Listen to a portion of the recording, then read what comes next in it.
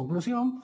Y ahora pasemos a otro tema, que ya está con nosotros la premier Mirta Vázquez, con quien vamos a dialogar el día de hoy con cada uno de ustedes. Premier, muy buenas noches, bienvenido a Cusco, bienvenido a TV Mundo. Muy buenas noches, muchas gracias por la invitación y por su intermedio un saludo a la población de Cusco. ¿Cómo estás, premier? Bien, contenta de haber llegado esta vez a Cusco, cumpliendo con algunas actividades. Hoy estuvimos, por ejemplo, instalando la mesa técnica para desarrollo agrario con los representantes de diversas organizaciones agrarias, ¿no? Con los cuales queremos trabajar en el marco de la segunda reforma agraria para atender, varios pendientes históricos que hay y que en este momento tenemos la oportunidad de trabajar teniendo en cuenta que una de las prioridades del gobierno va a ser el agro, ¿no? El agro, que en esta parte de la pandemia y la recesión económica está resultando ser la más afectada. Sí, paradójicamente siendo los pequeños agricultores aquellos actores que han sido determinantes también para sostener la situación, digamos, de las ciudades, porque han sido los que han provisto de alimentos a los mercados durante la pandemia. También son el sector más afectado porque son un sector que esto viene desde muchos años atrás, que no ha tenido apoyo, que en este momento de crisis económica, por ejemplo, con el alza internacional que ha habido de algunos insumos como los fertilizantes, están sufriendo fuertemente un golpe económico. Entonces creo que ahí el Estado tiene la obligación de hacer muchos esfuerzos para tratar de apoyar. Claro, inclusive han amenazado de poder hacer marchas, huelgas, este sector, ¿no? Sí, sucede eso cuando en realidad la gente siente que no hay atención a la problemática y claro, el sector agrario ha sido muy olvidado y la gente no encuentra sino las medidas de fuerza. Siempre, esto viene desde hace muchos años, que la única manera de llamar la atención es con las medidas de fuerza. Esta vez nosotros justamente por eso queremos intentar abrir un espacio de diálogo permanente como para que este tipo de mecanismos como el uso de la fuerza no sean necesarios para que la gente se sienta escuchada. Casualmente, Cusco ha sido histórico y ha sido lanzado la segunda reforma agraria y justo en el Parque Arqueológico de Sacsayhuamán con el presidente Pedro Castillo. Entonces, muchos cuestionan, dice, ¿será un saludo de bandera porque no tiene presupuesto, no tienen financiamiento? ¿Es verdad, no es verdad? ¿En qué va ese tema económico con esta segunda reforma agraria? Tradicionalmente el sector agrario ha sido un sector relegado, tenía pocos presupuestos. Nosotros hemos llegado al gobierno teniendo un sector como el agrario realmente marginado incluso económicamente, con un presupuesto muy exiguo. Para el año 2022 ha habido un incremento de los presupuestos en este sector, pero además el Ministerio de Economía y Finanzas está actuando junto al sector Midagri para que vean cómo este año pueden ir asignando vía créditos suplementarios mayores montos para que se pueda sostener varias iniciativas que tenemos pensado en el marco de la reforma agraria, ¿no? Y entonces sí, para nosotros es importante conseguir esos recursos. Ahora, por ejemplo, esta semana se ha registrado bastante coyuntura, el tema climatológico, las granizadas, ha afectado bastante cultivos y muchos comuneros, muchos pobladores piden y dicen, ¿no?, que el seguro que tienen no les cubre, no abarcan, porque hay ciertos medios de cantidad de hectáreas que deben de cumplir para que ellos sean beneficiados con ello. ¿Han pensado quizás ustedes de poder replantear, ver cómo poder apoyar a estas personas que la verdad que a veces no tienen tantas hectáreas que cumplen para que tengan este seguro agrario? Sí, en realidad hemos estado mirando la necesidad de que el seguro agrario debe en realidad generarse sobre este seguro una serie de reformulaciones, ¿no? Porque creemos vemos que efectivamente ha estado llegando a muy pocos agricultores. Ya se ha hecho unas primeras modificaciones que están permitiendo llegar a mucha más gente, sobre todo los pequeños productores que tienen parcelas bastante pequeñas. Entonces ahí se está haciendo modificaciones, seguramente se está pensando en hacer una serie de ajustes que ayude a que este seguro pueda ser más funcional a lo que necesitamos, pero sí, efectivamente es un tema de preocupación del sector agrario, de Midagri, mirar cómo ayudamos a mejorar este mecanismo, ¿no? Porque muchas personas no tienen, ¿no? Por ejemplo, 10 hectáreas, 5 hectáreas, lo poco que es, y automáticamente el seguro no cubre. Entonces ellos, lo poco que han tenido, han invertido para poder sobrevivir en esta crisis económica y la pandemia que estamos atravesando. Sí, por eso es muy importante generar mecanismos en los que se pueda apoyar sobre todo a los más pequeños, que son los que más sufren frente a una situación de esta naturaleza. Entonces sí se está considerando eso y ya ha habido unos primeros ajustes que se está haciendo. En los acuerdos del día de hoy se ha instalado esta mesa técnica, queda ahí, va a haber otra reunión, va a haber descentralizada, quizás en otro departamento, en otra localidad. ¿Qué paso sigue de acá, de esta instalación técnica? Va a iniciarse un proceso continuo de diálogo donde todos los actores que conforman la mesa puedan empezar a desarrollar una agenda. En la mañana hablábamos de una agenda que tiene que tener puntos a corto, a mediano y a largo plazo, ¿no? Porque hay problemas que seguramente se pueden solucionar de manera inmediata, pero hay otros que son problemas históricos que no se van a solucionar rápidamente, pero por eso hay que avanzar en un diálogo continuado. ¿Cómo qué más o menos no se va a poder avanzar? Pues lo que no se puede avanzar de manera tan rápida, por ejemplo, es cómo generamos un mecanismo para que la agricultura se constituya como una agricultura que realmente priorice la seguridad alimentaria, porque eso pasa, por ejemplo, por arreglar el tema de los mercados, por mirar cómo es que generamos más mercados, cómo es que generamos más vías para que los agricultores tengan la posibilidad de insertarse con esos mercados, cómo pensamos en una agricultura que realmente sea sostenible y pueda abastecer a la mayoría de población, una agricultura que sea de calidad, que sea una agricultura, por ejemplo, estamos pensando en afianzar todo lo que es agricultura orgánica. Entonces, es todo un proceso que seguramente que tenemos que trabajarlo a lo largo del tiempo, pero la idea es eso, desembocar en una agricultura que asegure el tema y que priorice el tema de la seguridad alimentaria para el país. Va acompañado de la ganadería, la agricultura, ¿no? Sí, y ahora, por ejemplo, con el tema minero también, tenemos un problema que la verdad que esto viene de gestiones tras gestiones. Ahora, usted el 30 ha firmado un acta, ¿no? En la localidad de esta zona donde está el conflicto social del corredor minero. Ahora para mañana se le ha hecho la invitación para que usted también esté presente en Cajamarca, exactamente en este reclamo. ¿Cómo está evaluando este conflicto social por este lado?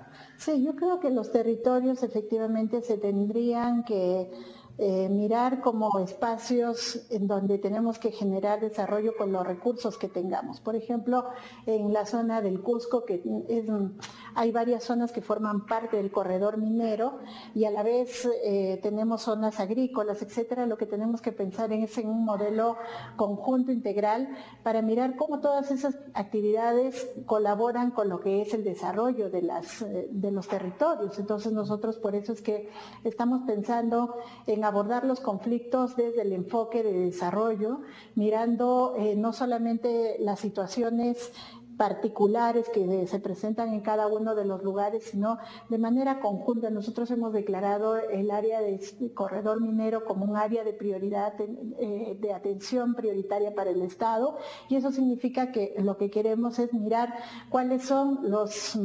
mecanismos que nos permitirían hacer que esa región desarrolle, teniendo en cuenta que tiene recursos como minería, teniendo en cuenta que tiene recursos como agricultura. Todo eso hay que pensarlo, y cómo, por ejemplo, las grandes empresas que están trabajando ahí colaboran con ese desarrollo.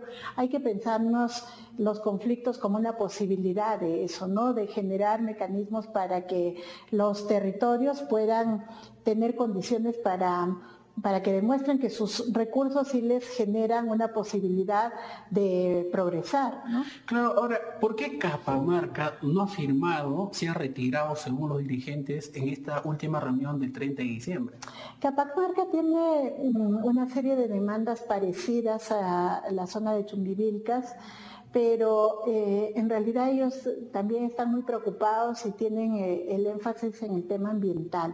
Entonces, a nosotros nos parece legítimo que podamos discutir esos asuntos, pero también explicar, ¿no?, a la comunidad cómo es que se va a trabajar el tema ambiental, teniendo en cuenta que hay varios aspectos que seguramente no son fáciles de solucionar, pero que tenemos el interés también como gobierno de ocuparnos de este tema. O sea, la gente tiene razón al decir, no solamente es cómo nos insertamos en la cadena de valor, sino cómo solucionamos los problemas ambientales. Son más difíciles, pero creo que hay que escuchar y hay que discutir y hay que con ellos conversar sobre cuáles son las salidas que seguro que van a ser, no van a ser rápidas, pero que tenemos que emprender también. Claro, porque ellos dicen que el corredor minero está encima de sus terrenos de ellos, que no les han pedido nadie la autorización, sino que a la prepa han cambiado y prácticamente están utilizando este corredor.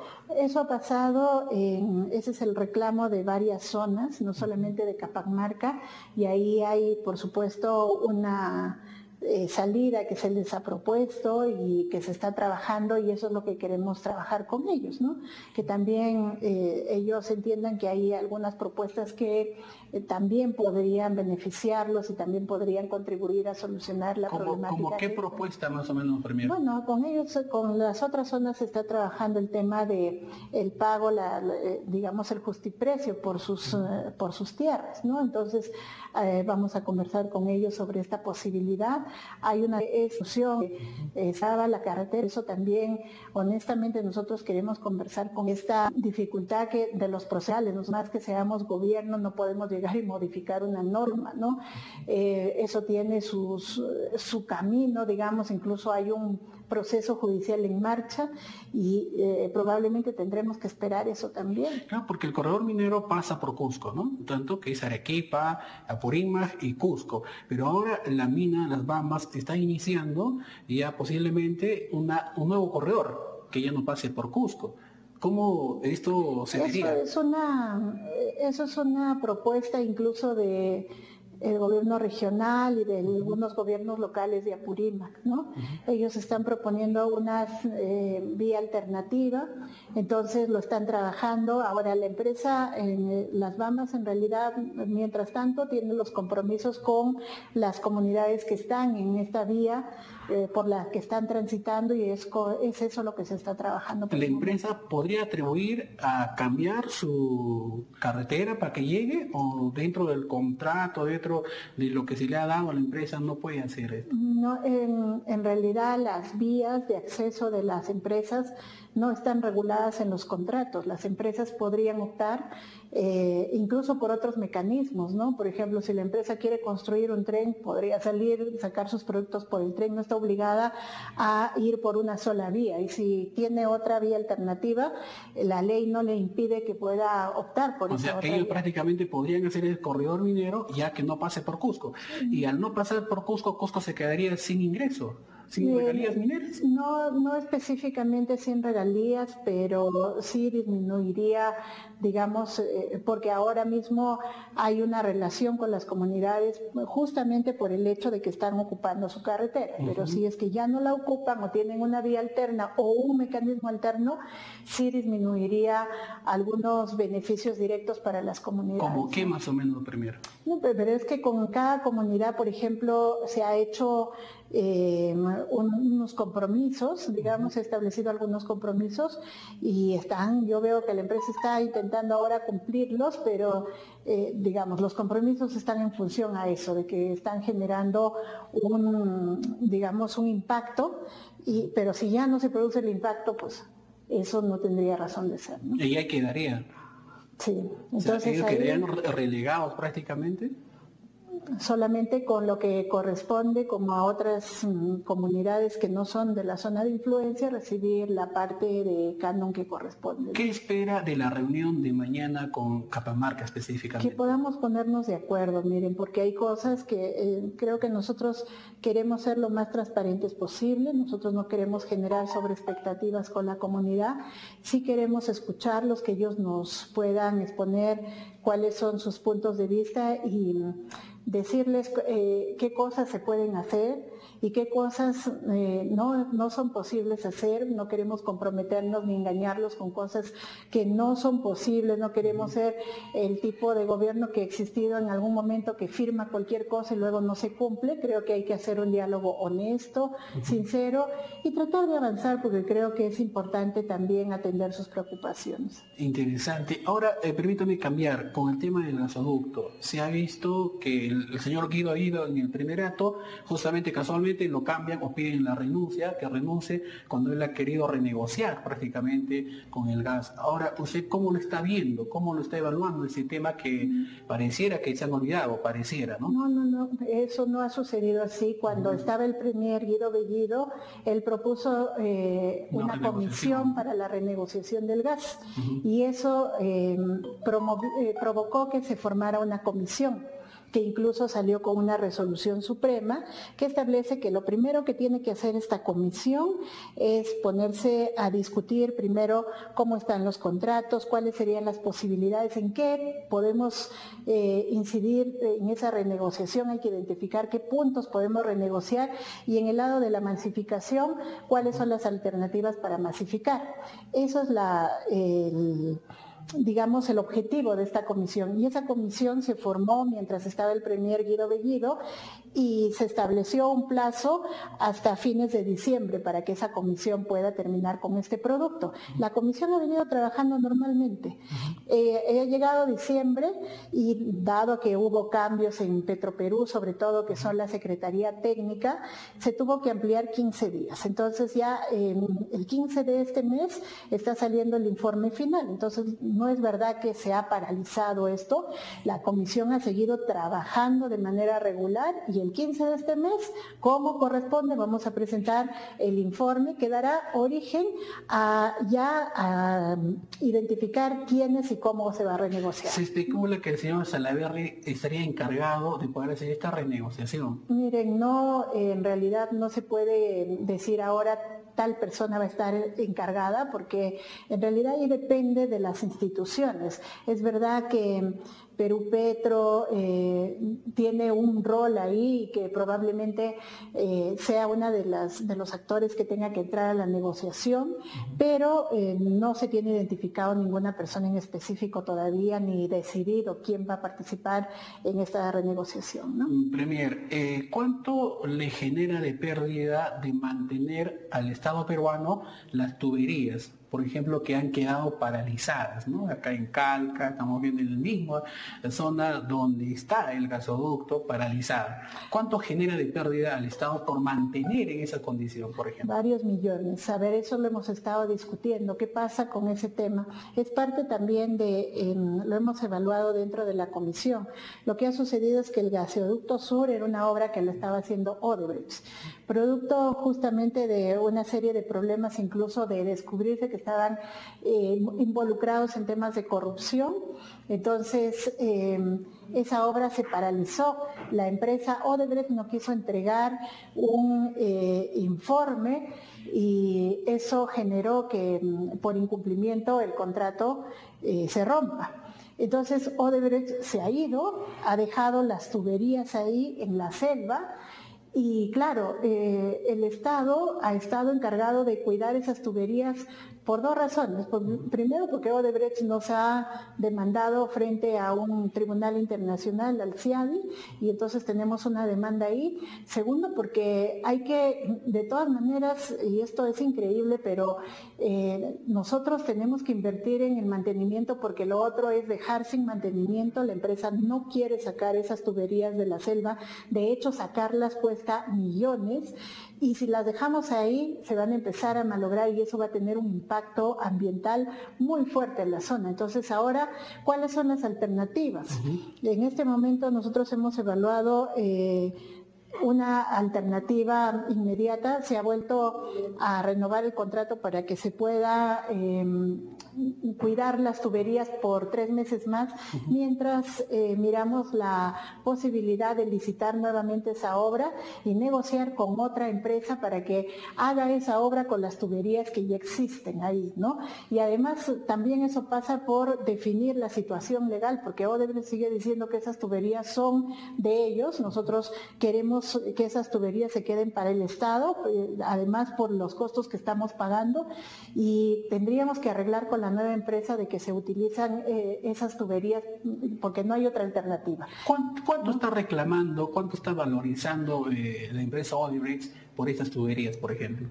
No tengo conocimiento de los, digamos, de montos, porque ellos no nos han dicho esas tuberías valen tanto, ¿no?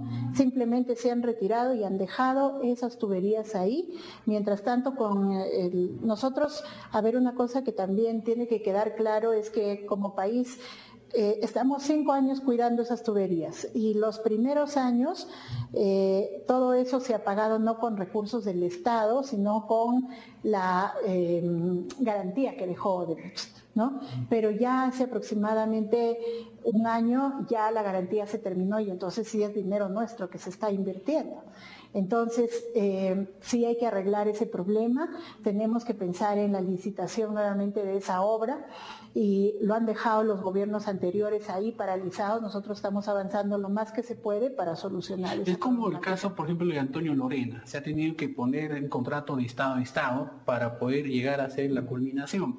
En este caso, ¿se pondría ese ejemplo de ser un contrato de Estado a Estado o el Estado mismo tendría que asumir para poder ya poner en operatividad prácticamente este proyecto que se ha paralizado? En este momento estamos estudiando las posibilidades, porque de Estado a Estado tenemos la experiencia de hacer obras de infraestructura, pero un gasoducto es más complejo, entonces se está mirando cómo se va a hacer, si es que necesitamos licitar la obra a un tercero, cómo sería esa fórmula.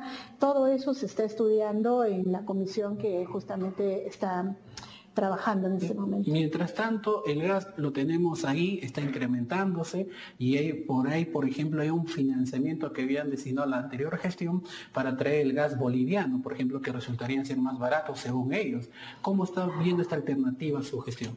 En verdad, hasta ahora no tenemos un estudio técnico que nos diga que traer gas de Bolivia es lo más barato. En realidad, en este momento incluso Bolivia tiene un problema de abastecimiento interno de gas.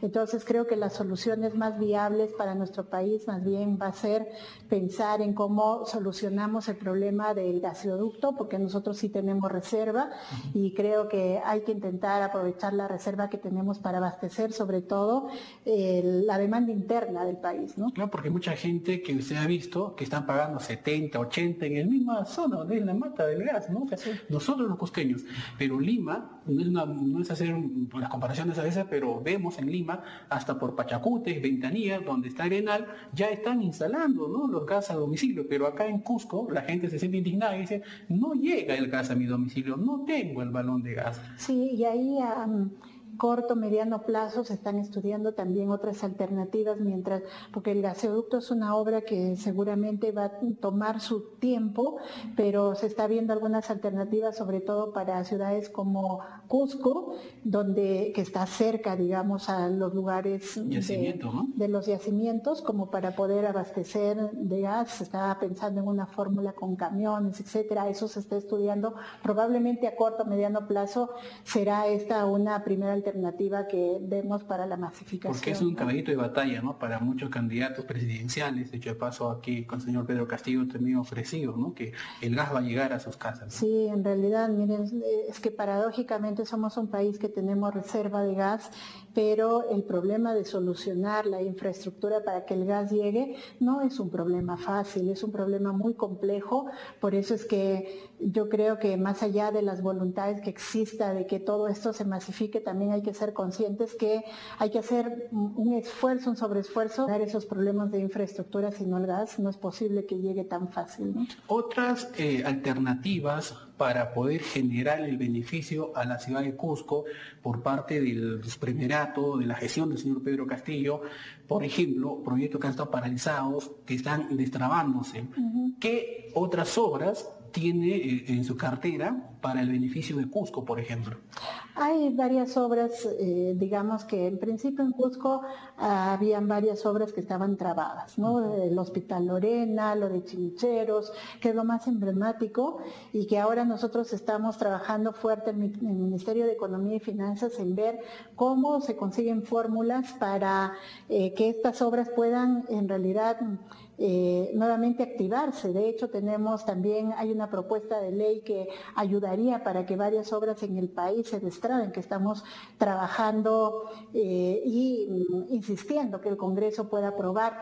Pero sí, en este momento, miren, hemos recibido como gobierno un estado donde tenemos una cantidad inmensa de obras de infraestructura en todo el país que por problemas con las empresas, con las contratistas, etcétera, están paralizadas. Entonces ahí hay que hacer un esfuerzo muy fuerte. De hecho, el Ministerio de Economía y Finanzas está siendo muy creativo para ayudar a que todas estas cosas se puedan superar, ¿no? Todo eso es producto de la corrupción, porque se han visto indicios de actos de corrupción y se han paralizado. ¿Cómo mejoramos, cómo batallamos a la corrupción? Ahí, miren, por eso es que se están mirando otras fórmulas. Por ejemplo, en nuestro país se ha tenido que crear y optar por fórmulas como las obras de Estado a Estado, que nos garantizan que por lo menos reduce fuertemente las interferencias por temas de corrupción, el tema de reconstrucción por cambios. Se está mirando algunas fórmulas, tenemos dentro del Estado un mecanismo como legado que ayuda a avanzar las obras con ayuda de expertos. Estamos echando mano de estas fórmulas, porque en verdad licitar obras como tradicionalmente lo hemos hecho, en realidad genera, antes hay que ajustar normas, porque si no, son justamente espacios donde la corrupción filtra fácilmente, y por eso es que estamos trabajando también con los gobiernos regionales, mirar la ley de contrataciones, revisarla para ver dónde la ajustamos, porque no puede ser que sigamos así como país, ¿no? Seguimos con la misma fórmula y no vamos a poder avanzar en ninguna obra. Y con relación a los gastos, por ejemplo, ya estamos a inicio del año, los gastos que se les da, los presupuestos a las municipalidades, en la región del Cusco han cumplido un 100%, 90% el gasto presupuestal. No hay región que haya llegado hasta el 100%, pero sí queremos saludar el esfuerzo de los gobiernos regionales que desde mediados del año pasado hasta fines del año pasado, junto con el Ministerio de Economía y Finanzas, que ha facilitado también varios mecanismos, han podido avanzar y se ha roto el tope al que llegaban de inversión, de gasto que tenían los gobiernos regionales y locales. Históricamente no gastaban sino hasta 30.000 millones de soles. Ahora hemos llegado a 39.000 millones de soles. Entonces eso quiere decir que hemos roto esa cifra que no se superaba hace muchísimos años, y eso es un buen indicio.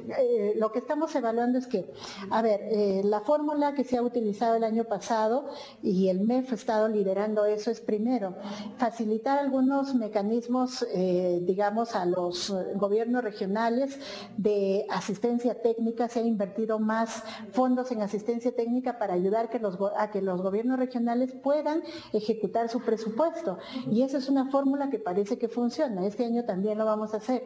Pero segundo, también creo que hay que ayudar a reformular alguna normativa que también se vuelve muy engorrosa, y en eso tienen razón los gobernadores cuando dicen es demasiada burocracia, y a veces cuando nos llegan los fondos no nos alcanza el tiempo para la ejecución. Entonces ahí estamos empeñados, justamente hemos formado un grupo de trabajo para ver cuáles son esos cuellos de botella para que podamos ayudar en la ejecución y para que los gobiernos regionales puedan mejorar ese nivel de ejecución. Claro, porque generalmente, ¿no? Octubre, septiembre les asigna presupuesto. Y ya lo que ya ya habían gastado y nuevamente estás a 2, 3 meses de que se vaya el año y cómo haces para gastar, ¿no? Exactamente. Entonces ahí tenemos que ayudar a revisar todo ese procedimiento. Probablemente también depende del gobierno central de que pueda ajustar, digamos, un poco los plazos para que el dinero llegue a tiempo, mucho antes, y ayudar con asistencia técnica, y eso creo que es una fórmula adecuada como para ayudar a que la ejecución sea mejor.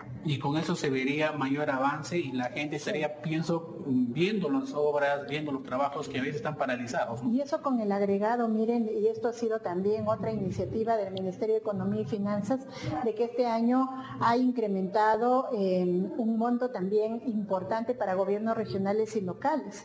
Entonces, hay un plus de recursos que llegan este año y creo que hay que ayudar por ese motivo, ahora que van a tener un poco más de dinero, de recursos, ayudar justamente en la ejecución. La región de Cusco, ¿con cuánto más o menos de inversión este año va a tener? Me van a perdonar, yo no tengo los montos exactos, pero en verdad todos los gobiernos regionales están recibiendo un monto superior al que recibían tradicionalmente por un ajuste que se ha hecho en el tema de del presupuesto público, ¿no? Bien, ministra, las circunstancias del tiempo permite que, por ejemplo, podamos tomar decisiones del momento. En este tema, permítame cambiar, por ejemplo, el medio de Chile ha criticado a la Marina de Guerra por no emitir la alerta de tsunami, que ha acabado con 2 personas fallecidas. Sí, miren, ayer se suscitó esta situación, digamos, ambiental que produjo la alerta de un tsunami, y en otros países como Ecuador y Chile se decretó esa alerta de tsunami, se ha estado evacuando algunas poblaciones, etcétera, y en nuestro país ha habido una alerta efectivamente, pero solamente de oleaje anómalo. Sí queremos revisar por qué esta alerta no llegó primero a tiempo, o no se difundió a tiempo. También queremos revisar un poco por qué en nuestro caso como país puede ser que haya una razón técnica, pero por qué si en Chile y en Ecuador se decreta una alerta por tsunami, por qué en el Perú no. Entonces hemos pedido nosotros por intermedio del Ministerio de Defensa que la Marina, porque la Marina es el órgano técnico que determina eso, ¿no? Entonces hemos pedido que nos aclaren, que establezcan en un informe cuáles han sido las razones y por qué los criterios de manejar. Porque una municipalidad en Lima inclusive ya había dado la alerta de tsunami y ya ha tenido que retirar a todos los bañistas que estaban ahí, pero después dijeron que es una falsa, que no habían decretado. Sí, ahí ha habido una reacción un poco desordenada y tardía, estamos revisándole. En efecto, sí tomamos en cuenta estas críticas porque supone una responsabilidad muy grande. Es cómo nosotros prevenimos cualquier situación que puede generar no solamente un desastre, sino que puede traer costos de vida, como hemos visto en el caso de las 2 personas que han fallecido. Claro, y esto que el epicentro no ha sido por nuestra zona, ha sido al otro lado, ¿no? Sí, pero son las repercusiones y eso también nos obliga a nosotros a mejorar nuestro sistema de prevención de riesgo de desastres. Nosotros de hecho estamos tratando de trabajar en Lima con el CONAGER este tema. Creo que hay que seguir ajustando estos protocolos.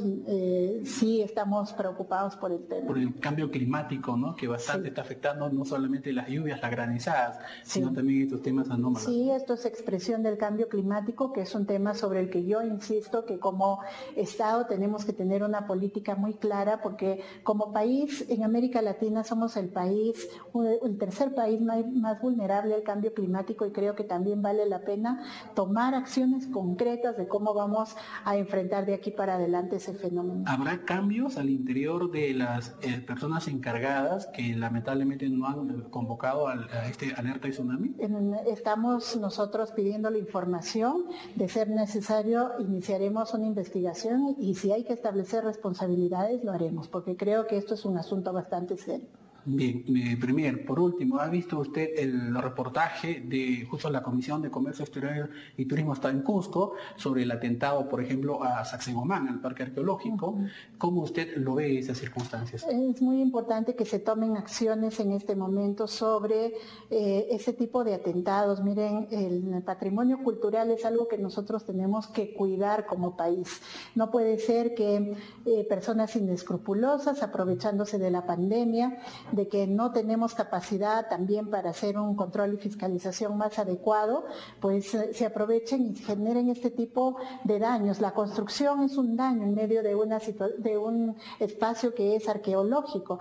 Entonces me parece bien que en este momento hayan tomado nota las autoridades competentes, desde el Ministerio de Cultura, las autoridades locales, regionales, hasta los congresistas. Me parece que esto es una reacción adecuada, oportuna y que se establezcan las responsabilidades, porque se puede sentar un pésimo precedente respecto a cómo se pueden dañar el patrimonio cultural que tenemos en el país. Claro, porque no sería la primera, ¿no? Esta sería la segunda, por ejemplo, en la calle Sapia, acá del Hotel Sheraton, que está paralizado hasta ahora, que es un atentado que lo han denominado hacia el patrimonio, y ahora también esto lo de Sacsayhuamán. Sí. ¿Debería de demolerse esas construcciones?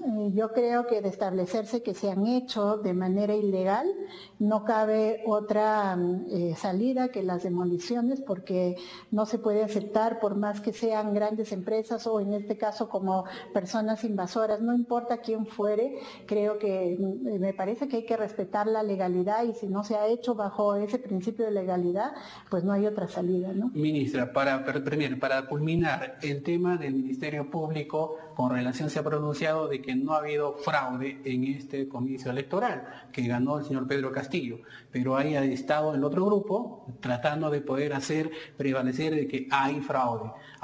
Estas personas deberían de pagar, deberían de rectificarse, deberían de pedir perdón al país, porque han generado una desestabilidad económica, social y política.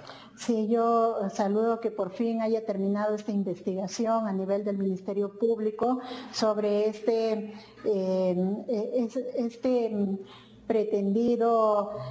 esta pretendida denuncia de aducir que había fraude electoral, que ha generado una gran inestabilidad en el país, ¿no? Y creo que no habían ni siquiera elementos, un mínimo elemento que por lo menos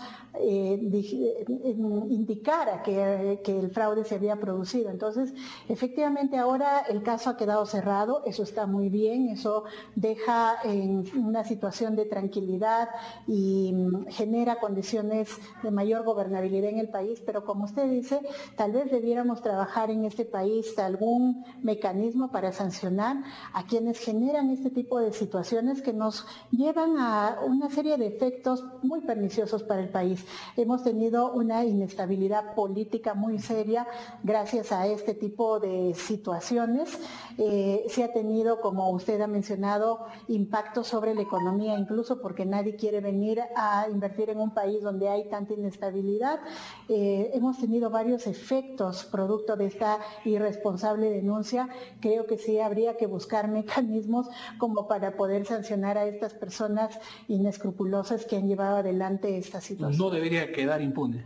Yo opinaría que no, ahora hay que revisar qué mecanismos podemos utilizar en el marco de la ley, ¿no? Pero la ética está por encima, ¿deberían de pedir perdón?